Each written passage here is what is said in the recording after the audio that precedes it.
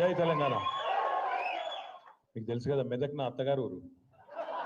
రామాయంపేట రామాయంపేట మళ్ళీ ఆయన మెదకోలు ఫీల్ అయ్యారు.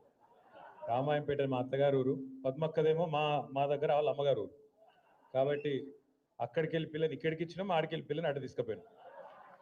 పేరు పేరున వేదికపై ఆసీనులైన పెద్దలు, మరి ఈరోజు ఈ కార్యక్రమానికి అధ్యక్షత వహిస్తున్న మా మెదక్ జిల్లా పార్టీ అధ్యక్షురాలు సోదరి శ్రీమతి పద్మా దేవేందర్ రెడ్డి గారు, గౌరవనీయులు పెద్దలు, మెదక్ జిల్లాలోనే కాదు రాష్ట్రంలోని ఏ మారుమూల ప్రాంతంలో ఏ సమస్య ఉన్నా అందరికంటే ముందు స్పందిస్తూ అందరికీ అండగా ఉండే గౌరవనీయులు పెద్దలు మాజీ మంత్రివర్యులు శ్రీ హరీష్ రావు గారు, గౌరవ పెద్దలు మాజీ శాసన మండలి సభ్యులు అన్న సేరి సుభాష్ రెడ్డి గారు, గౌరవ మాజీ శాసనసభ్యులు పట్లోల్ల శశిధర్ రెడ్డి గారు, గౌరవనీయులు సోదరులు గతంలో మెదక్ డిసిసి ప్రెసిడెంట్గా పనిచేస్తూ ఆనాడు ఎన్నికల సమయంలో మన పార్టీ గెలుపును కాంక్షించి మనతో పాటు కలిసి వచ్చిన సోదరులు శ్రీ కంటారెడ్డి తిరుపతి రెడ్డి గారు, పెద్దలు గౌరవనీయులు కేసీఆర్ గారు అక్కడ శాసనసభ్యుడిగా ఉన్నప్పటి నుంచి మా అందరికీ చిన్నప్పటి నుంచి జగపతంకులు అని పిలుచుకునే అలవాటు మా బట్టి జగపతి గారు, అదేవిధంగా మా తమ్ముడు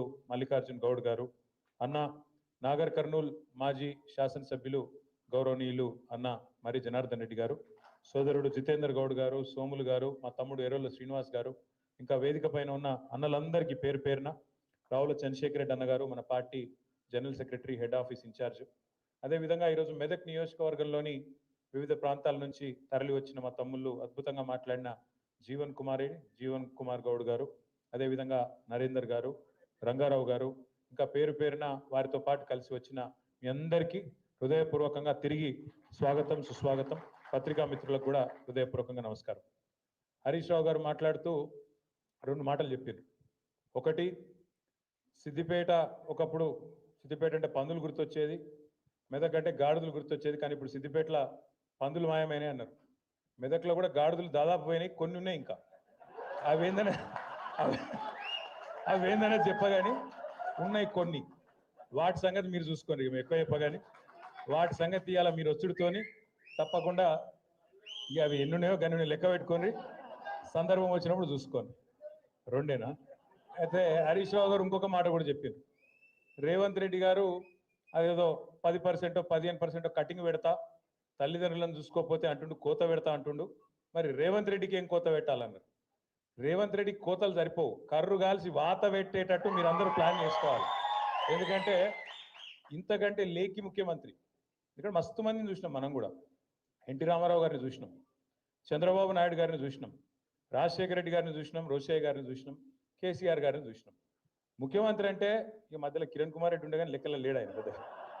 ఆయన ఆఖరి కిరణం కాబట్టి లెక్క పెడతలేము. ఇక ఇంతమందిని చూసినాక మంచోళ్ళను ఈయనను చూస్తే వీళ్ళు ఎట్లా అనిపిస్తుందంటే, ఇక నాకు ఎట్లా అనిపిస్తుంది కానీ ఊళ్ళో ఎవరి ముంగట నన్ను గొట్టం పెడితే చాలు, ఒక తిట్లు కాదు, తెలుగు భాషల గిన్ని తిట్లుంటాయని కూడా తెలియదు, కానీ తిట్లు తిడుతుంది. నిజంగా చెప్తున్నా, ఇంకొకడు ఎవడన్నా రేషమునోడైతే ఈ పాటికి ఒక బకెట్లో నీళ్లు తోడుకొని ఆయన దుంకి చచ్చిపోతుండే. రేవంత్ రెడ్డి కాబట్టి నడిచిపోతుంది. సిగ్గు ఇజ్జతు మానం ఏం లేవు. అరే నోరా మోరే. అది ఎలక్షన్ల ముందు ఏం చెప్పిండే ఆయన? మీ ఉరుకుర్రి 2 లక్షల రుణం తెచ్చుకోండి, నేను చెప్తానే ఉన్నా, వస్తూనే ఉన్నా, 9వ తారీఖు సంతకం అన్నాడు. మళ్ళీ ఇప్పటి వరకు 50,000 కోట్ల రుణమాఫీ అని ఇప్పటిదాకా రైతుల ఖాతాల్లో 12-13 వేల కోట్లు కూడా దాటలు వేసింది.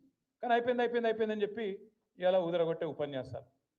రైతు బంధు కేసీఆర్ బిచ్చమేసినట్టు 10,000 ఇస్తుండు, నేను 15,000 ఇస్తా, నేను నన్ను ఓటేయండి గుద్దుండ్రి అన్నాడు.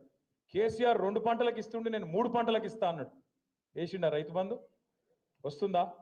ఇలా సిగ్గు లేకుండా 2 సార్లు ఎగ్గొట్టి మొన్న అది కూడా మళ్ళీ అరకొరగానే వేసి 15,000 అని చెప్పి 12,000 ఇచ్చి దానికోసం అట సంబరాలు చేసుకోండి, ఇక మొత్తం దేశమంతా ఉరికురికి సంబరాలు చేసుకోండి అని చెప్పి రైతు వేదికల కాడ సంబరాలు చేసుకోమని చెప్తా ఉన్నాడు. దాంతోపాటు ఎన్ని మాటలు! అత్తకు 4,000 ఇస్తా, అత్తకు 4,000, కోడలకు 2,500 వచ్చినాయి. అత్తకు 4,000, కోడలకు 2,500. ఇక సిగ్గు లేకుండా ఇంకా మాట్లాడతాడు రేవంత్ రెడ్డి. ఈసారి 100 గెలుస్తాడట, 100. అందుకే నేను చెప్పిన 100 నీ బొందనా అని చెప్పిన. నేను నిజంగా కూడా ఇప్పుడు మరి ఆయనకు నాకు ఇట్లా మాట్లాడేది ఇష్టం ఉండదు నిజానికి, కానీ ఆయనకు ఆయన భాషనే అర్థమవుతుంది.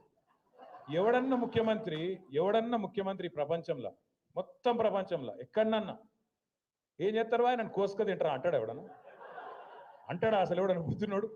ఎవడన్నా ముఖ్యమంత్రి ఢిల్లీకి పోతే నేను దొంగను చూసినట్టు చూస్తున్నారు, చెప్పులు ఎత్తుకపోతాడేమో అని చెప్పి అపాయింట్మెంట్ ఇస్తలేరని చెప్పినోడు ఎవడు ఉన్నాడు ఇదివరకు? అందుకే నేను అన్నా, ఉత్తగానే అంటలేను, ఉత్తగానే ఆయన తిట్టాలనే నోటి తీటతో అంటలేను. ఎన్టీ రామారావుని చూసినాం, చంద్రబాబు నాయుడిని చూసినాం, రాజశేఖర రెడ్డిని చూసినాం, రోషయ్య గారిని చూసినాం, కేసీఆర్ గారిని చూసినాం, ఇవాళ ఈయన చూస్తాను. చూసినాక ఏమనిపిస్తుంది మరి? గిసొంటి మాటలు మాట్లాడేటోడు తెల్లారు లేస్తే పనికి మాలిన మాటలు, అది ఇప్పుతా నోరు ఇప్పుతే పాపం ఇళ్ళకెళ్ళి డ్రైనేజ్ కంపు తప్ప ఇంకోటి రాదు. గబ్బు మాటలు, గబ్బు వ్యవహారాలు. కేసీఆర్ గారు లాంటి నాయకుడిని పట్టుకొని ఆయన మీద ఇష్టం ఉన్నట్టు మాట్లాడొచ్చునా? తెలంగాణ తెచ్చిన వ్యక్తి ఇవాళ కూడా కూర్చున్నావు అంటేనే, ఆ కుర్చీలో కూర్చునే భాగ్యం నీకు వచ్చిందంటేనే దానికి కారణం కేసీఆర్ అన్న ఆయన నేను గుర్తు చేస్తా ఉన్నా. కేసీఆర్ లేకపోతే, టీఆర్ఎస్ఏ లేకపోతే, గులాబీ జెండానే ఎగరకపోతే తెలంగాణ వస్తుండేనా? అది తెలియదా రేవంత్ రెడ్డికి? ఇలా పని చేసిపోయినట్టే కదా హరీష్ అన్న కింద మన జీవన్ లెక్క ఆయన కూడా శిష్యుడు ఉండే. హరీష్ అన్న మంత్రి అయిన రోజు డ్యాన్సులు కూడా చేసిండు ఇక్కడనే. ఇవాళ ఆయన పెద్ద పోటుగాని లెక్క హరీష్ రావు నువ్వు ఇట్లా అట్లా అని నోటికి వచ్చినట్టు మాట్లాడతాడు. నేనేమంటున్నా అంటే అధికారం రాగానే ఎగిరెగిరి పడితే మేము కూడా ఉన్నాం 10 ఏళ్ళు మంత్రులుగా, కానీ ఎప్పుడు కిషన్ పనులు చేయలేదు కదా, ఇంత లేఖిగా మాట్లాడలే కదా, ఇంత దిక్కుమాలిన అడ్డమైన కేసులు పెట్టించుడు,